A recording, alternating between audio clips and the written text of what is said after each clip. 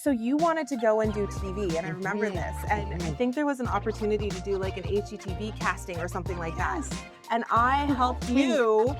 I think we walked around the store, Girl, didn't we? It was you had a video camera, like Yeah, a video camera, not a phone, a video camera. and we were at our client Peter's house. Yes. Because we did Peter's house, and he let us go in and shoot everything that we were doing.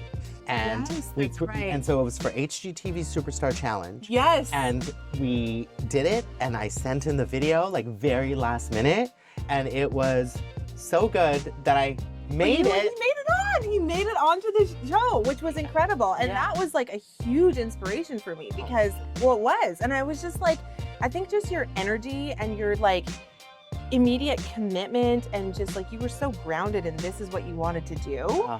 And that was like, it was just so cool for me to watch and to see. And I mean, it definitely left an impact on me. This is where creativity gets lit. I'm talking bold pivots, design funks, and those tiny rituals that keep us grounded.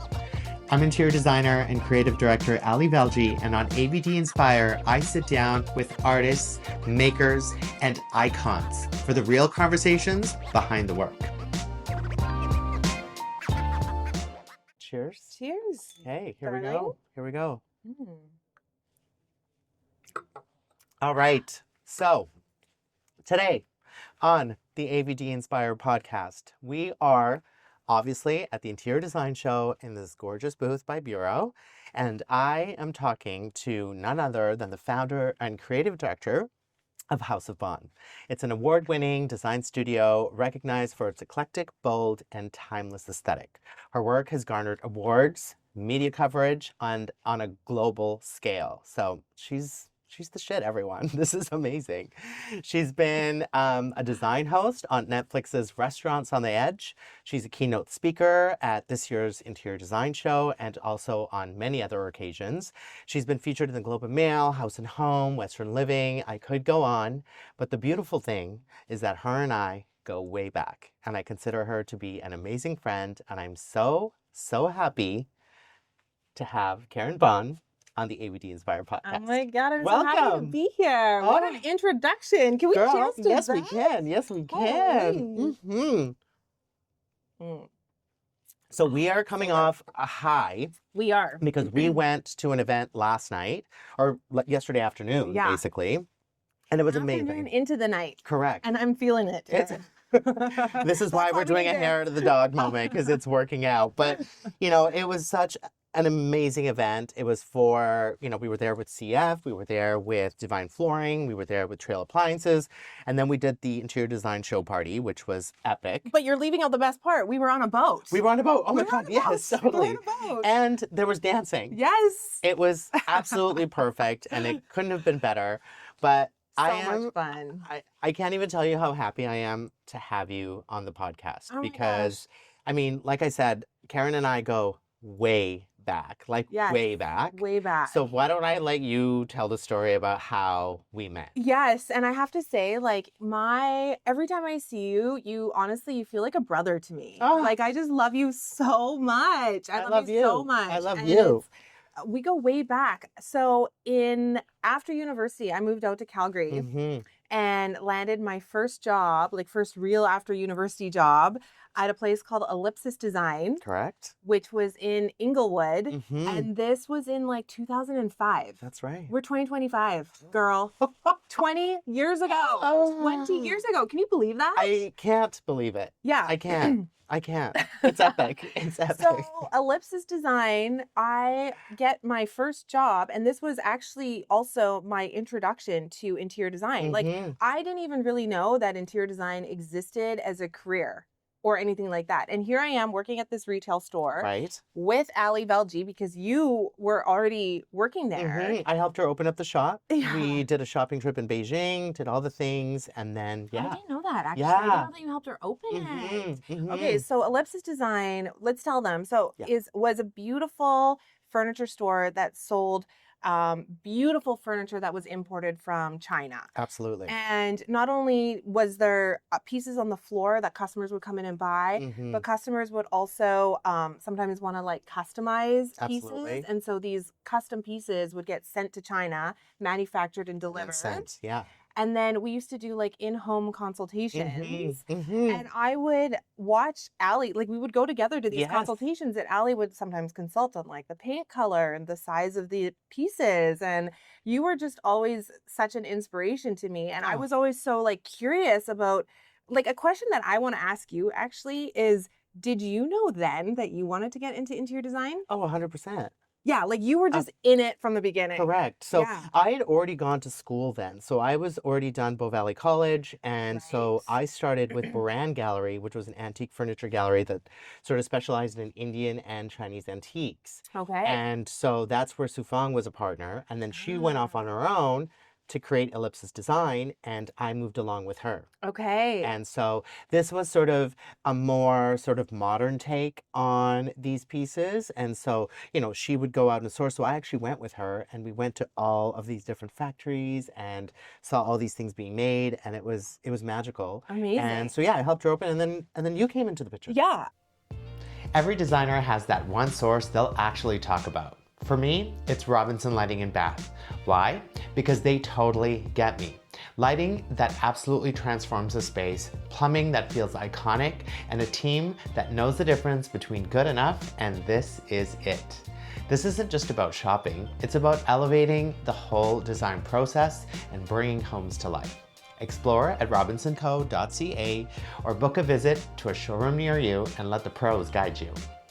And first of all, like, I think it was instantaneous. Like when we met, it was like there was no doubt. I saw Karin and I was like, okay, girl. We had the We're gonna be best friends. time. We're gonna be friends.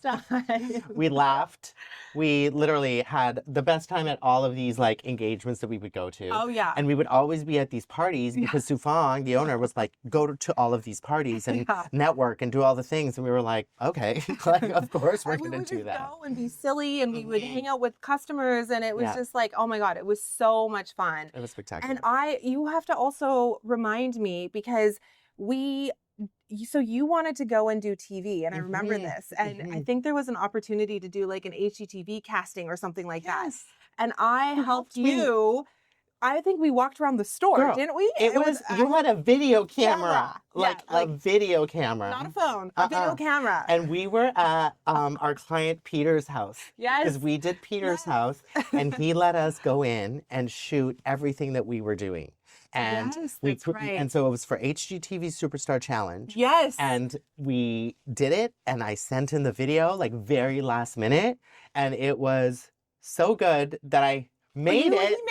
He made it onto the show, which was incredible. And that was like a huge inspiration for me because, well, it was. And I was just like, I think just your energy and your like immediate commitment, and just like you were so grounded in this is what you wanted to do.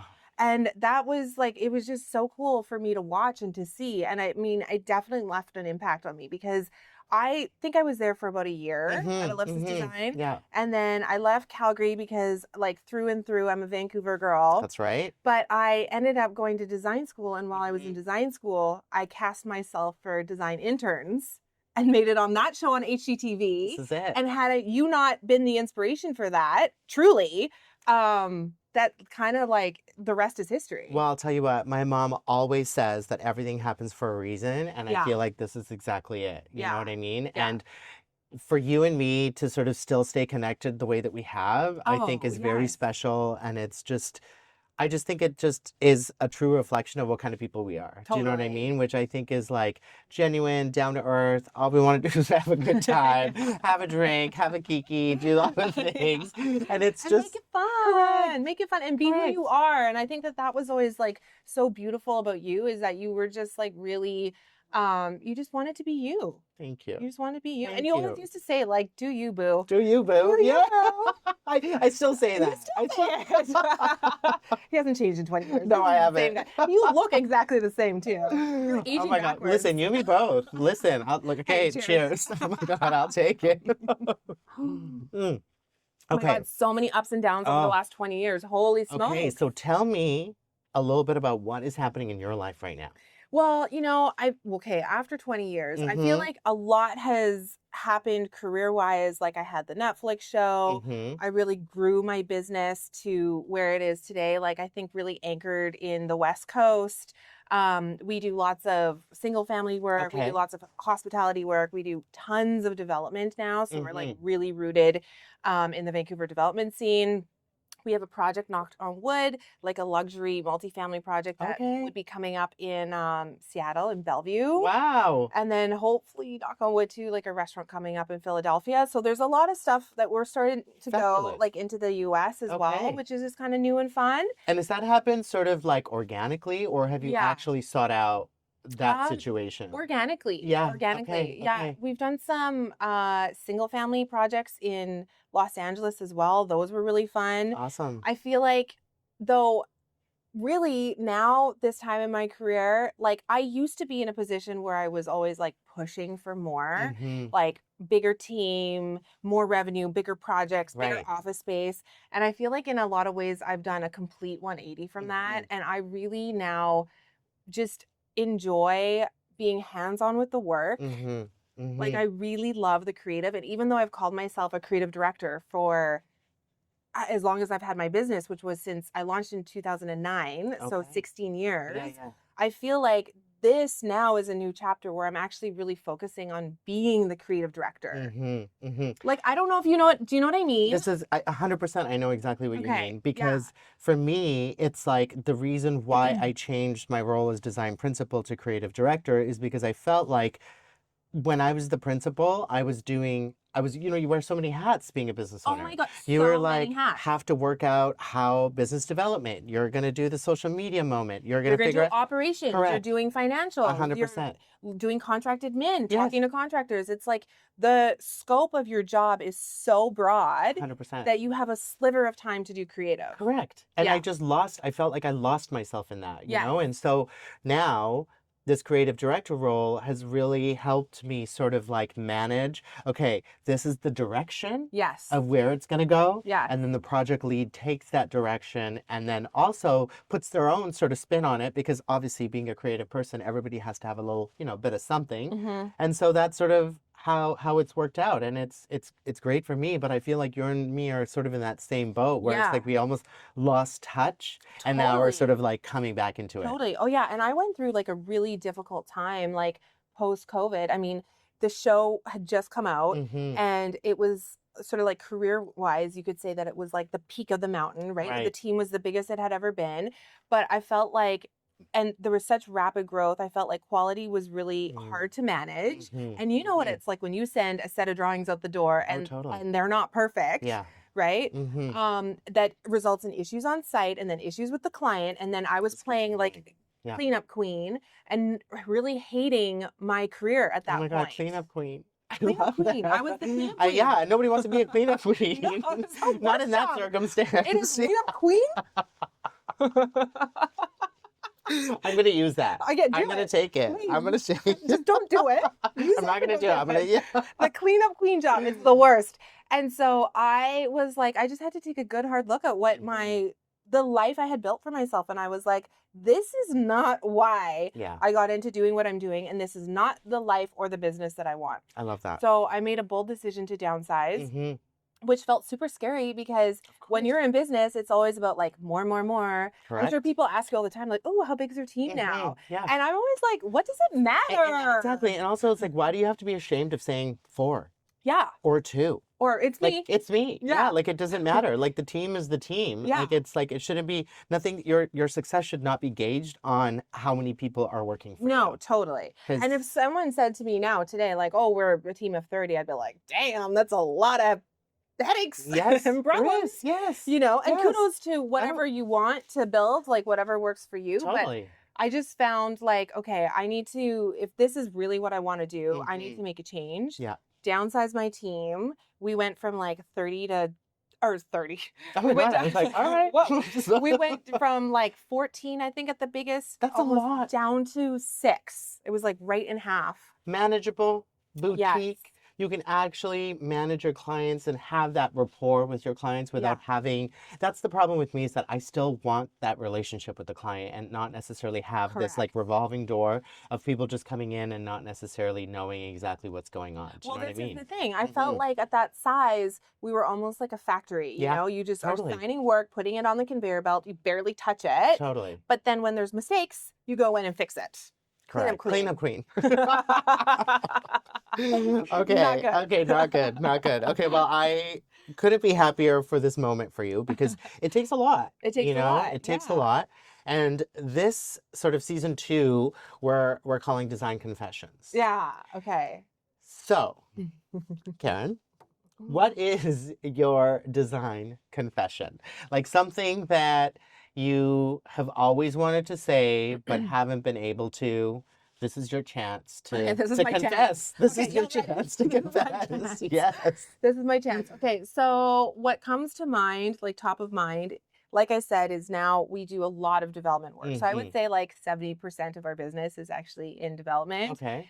And developers always come with the same program. They want to do something different. They want it to be new. They want it to be brand building for their development project. They want to obviously entice people to come and either buy or rent in this project. And then, so they want to hire House of Bohn because they want something different. We hear that all the time. But then after it goes through all the various people in that corporate format, the design gets completely watered down. Yeah. Or value engineered because of budget. Yeah. And then it ends up being something that is not new or different or innovative at all. Totally. And it's like, and then also what really irks me is so this one. Yes. What really irks me while we're talking about it is like, okay, you're selling the design at the end of the day, right? When people walk through that presentation center, literally you're selling the design. Totally. This is the beautiful kitchen. This is the bathroom. This is the layout. This is the flooring that you get. Why are you dumbing it down? Why are you dumbing it down? And also, why is everything like, I think that they should be paying designers more money to do the work that they do. Truly. I don't think the fees are high enough in development. I agree. It's a problem. I think I see it as a huge problem, and I think industry-wide it needs to change. Totally. Because you literally have this plan where all of a sudden you get so excited about a project because they want something different. They want something new. They want something innovative. And so that's what you give them. Yes. And you and your firm and everybody's so excited about it. But at the very end of it, when it gets sort of like whittled down to absolutely nothing, you're not excited about it anymore. And then you have to try and get your team excited about it. Totally. But it's just like, well, everything is neutral. Nothing is like cute anymore. They've taken out all the design details, flat panel cabinetry, black hard, you know what I mean? Like you're just kind of like, okay, like white subway tile. Totally. Okay. Wow. Woo-hoo. Yeah.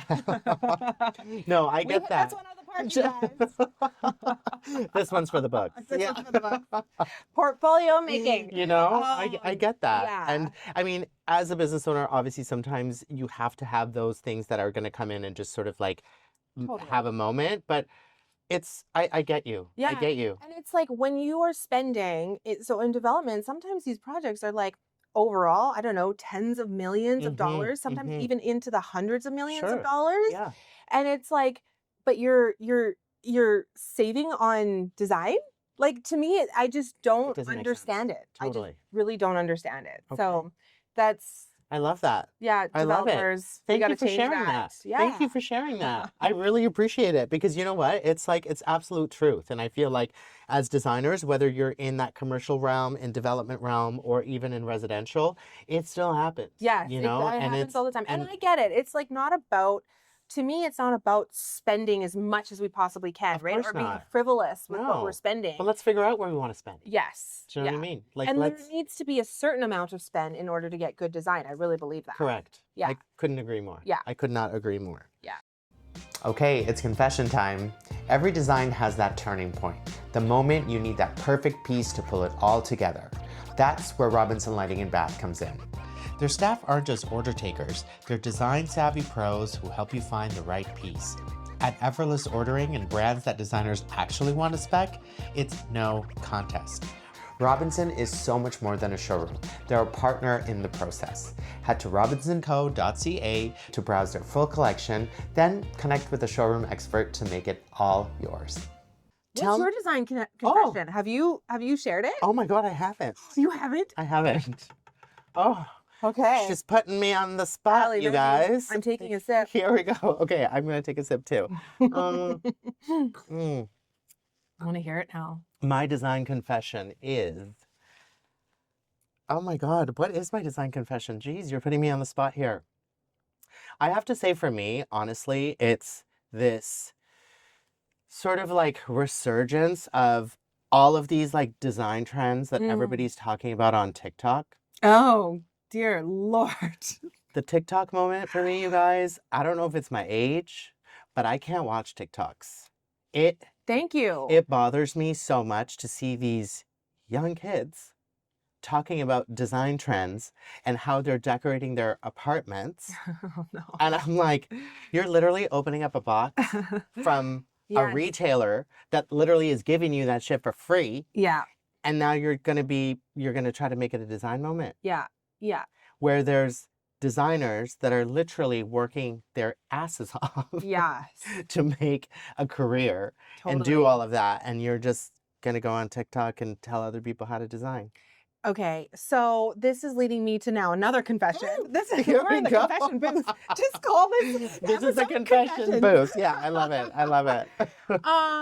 Just the social media aspect of design too, because exactly what you're saying. Like, I can't do TikTok. I just can't. Yeah. Right? That's my limit. I've done all the Instagram. I've done all the YouTube. Like, I just can't with TikTok. I can't do it either. And I also really don't like how social media has just dumbed everything down and simplified it to this like 30-second package of whatever. And I also think that like one of the great things about social media is obviously it's a way to build a brand and market your business. Yes. No, yeah, it's a great tool. But at the same time, I think with so much social media in our lives, I feel like our lives, well, I've fallen into this anyway. So here's my confession is that I have in the past fallen into being like really performative. Like the life becomes a performance. Yes. You know what I mean? Absolutely. And it's like every moment is an opportunity for content and I feel like sometimes like now that I have a daughter and she's 3.5 and I'm just so conscious of like how tech and social media is part of our lives. I just love the like real moments of connection that you have with your friends and your family and or even a client or a staff member that has nothing to do with the performance of it. Does that make sense? It does make sense because then you're obviously like always constantly on that moment to be like, oh, I need to grab that. Yes. Okay, did somebody get that? Did somebody get that on camera? You know what I mean? Like it's like it doesn't have to be that. Totally. It doesn't have to be that. It doesn't have to be perfect all the time for camera. No, it doesn't. Right? No, it doesn't. It doesn't. Okay. So talk to me about what's on your current playlist, because you and I have definitely bonded over music. We love to dance. We love to have an R&B sort of moment. Oh, yes. Dance. Like last night. Yeah, correct. So what is on your current playlist that you're like loving, whether it's in your car or at the office, wherever? Okay, truly, what is on my playlist right now is like meditation music. Okay. Sound bowls, meditation music. Okay. Like that is going on the background all the time. My household is meditation music. Wow. Yeah, it's like calm and zen and I relaxed. love that. I love it. Yes. And this is a new thing. Like I'm trying to explore different ways to be creative too, and just allowing that sort of like energy to flow. Okay. So sound bowls is actually something that's like new and has emerged in my life. Have you ever done like a sound bath? Yeah, that's what I'm talking about. Oh, is that like, what that's it what is? I'm doing. Oh, now. okay. I've got like all these. Next time I see you, oh my God, can we do a sound bath? Let's do a sound bath. I've got like crystal bowls. I've got Tibetan bowls. I've got these like Peruvian rattles. I've got chimes. We'll do a whole thing. I'm ready. We'll do a whole thing. You guys, sound baths. Yeah. This is it. We got to get that on the podcast. Season 3 is all about sound baths. Everyone's going to be falling asleep to sound baths. But everybody will feel really good. You'll feel amazing. That's what it's about. We want you to leave feeling amazing. Oh my God. Okay, I think we have time for one more question. And the last one I feel like is, who is your design hero? Ooh, design hero. There's 2 and they're very different. Love it. Okay, so design hero number 1, I have to say, is Kelly Wearstler because I've watched her for such a long time. Queen. I mean, she just does her thing so well, and she is who she is because she is who she is. Correct. Yes. No apologies. No apologies. Yeah. So she's amazing. And then Ferris Rafauli. Oh. Ferris Rafauli he came was really well known because he did Drake's House. Oh, he's a Canadian designer. Oh my He's God. based out of Toronto. Okay. He did Drake's House. It was like a $75 million house. Yes, I've in seen Toronto. it. Yes, it was an Architectural Digest. Right? Yes, it was an Architectural Digest. Yeah. And oh my gosh, he's like a mad scientist, and him and Kelly could not be polar opposite. Like Kelly is like color and pattern and organic and just wild mix and playful materials. He is like surgical about his symmetry and the perfection, and he's so masculine. And oh my God, if you haven't seen his work, so I had a client, we did a really big, like 20,000 square foot house over in Langley, and they really liked the Ferris Rafauli style. And it was actually because of that client that I really like researched Ferris Rafauli's work. And the more I got into it, the more I was like, wow, he is like, his detailing is next level. Can you say his name one more time? I think it's Ferris Rafauli. Ferris Rafauli. I could be pronouncing it wrong. I mean, listen, I don't know. I could be butchering it. But it's all good. No, I just love that name. Ferris Rafauli. Yes. Ferris Rafauli. Just rolls off the tongue. Ferris Rafauli. This is my Ferris Rafauli. Oh my God, this is the best. This is the best. This has honestly been a delightful conversation. I knew it was going to be. I knew it was going to be, you guys. Like, Karin is 1 in a million. I love you. Ferris Rafauli is delicious. It just works with everything. All right. I think that's it. Is that it? This is it. She fast. We're going to have to do a follow-up. Listen, you're going to have to be, we are definitely going to have to do a follow-up, because I didn't even get through all the questions, you guys. I just literally went through 3 questions. We went through a couple confessions and that's it. Totally. Well, this is what it's all about anyway, right? It's true. Design confessions. That's what we did here. Karin, thank you so much from the bottom of my heart. My pleasure. For being here, taking time out of your busy schedule to do this. I love you. I love you. I love you. And where can people find you? I am Karin Bohn, B-O-H-N, and Karin with an I, all over. All over. Love all the it. things. Love it. So find her on Instagram. She does some amazing work. She's a delightful human being. And thank you again for being here. Thank you. Let's Cheers. continue our little happy hour moment. It'll be 10 o'clock again before we know it. Right, totally, totally. Yeah. And that's a wrap on today's episode of AVD Inspire, coming to you live from IDS Vancouver in our Designer Confessions recording booth. Huge thanks to Bureau, of course, for creating this incredible space for us. Big gratitude to my guest, Karin Bohn of House of Bohn. Karin, you always bring the fire. Thanks for keeping it real, and of course, super inspiring. You can follow her at Karin Bohn or at House of Bohn.